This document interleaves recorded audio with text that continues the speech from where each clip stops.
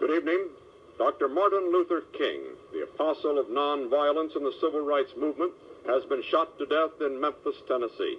Police have issued an all-points bulletin for a well-dressed young white man seen running from the scene. Officers also reportedly chased and fired on a radio-equipped car containing 2 white men. Dr. King was standing on the balcony of a second-floor hotel room tonight when, according to a companion, a shot was fired from across the street. In the friend's words, the bullet exploded in his face. We interrupt this program for a special ABC News.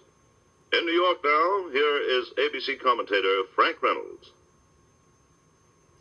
Robert Kennedy still is unconscious in the intensive care unit of the Good Samaritan Hospital in Los Angeles. It is 17 hours since he was shot. It is 11 hours since a team of surgeons completed the 3-hour and 40-minute operation to remove the bullet in his brain and the bone fragments it caused. Face the nation.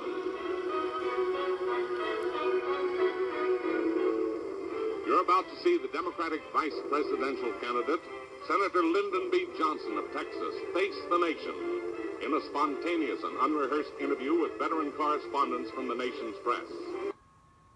Peter Lissagore, chief of the National Bureau of the Chicago Daily News, and William S. White, nationally syndicated columnist. And now, here's the moderator of Face the Nation, CBS News correspondent Stuart Novins. Senator Lyndon Johnson, of course, is not only the Democratic nominee for the vice presidency of the United States, he's also running for re-election to the Senate from his home state of Texas. 14,600 naval and air reservists and National Guardsmen from coast to coast have been called up to active duty immediately. President Johnson is putting muscle in his demands that North Korea release the USS Pueblo and her 83 men. It's the first reserve call-up since the Cuban Missile Crisis of 1962 and the largest mobilization of men since the 1961 crisis in Berlin.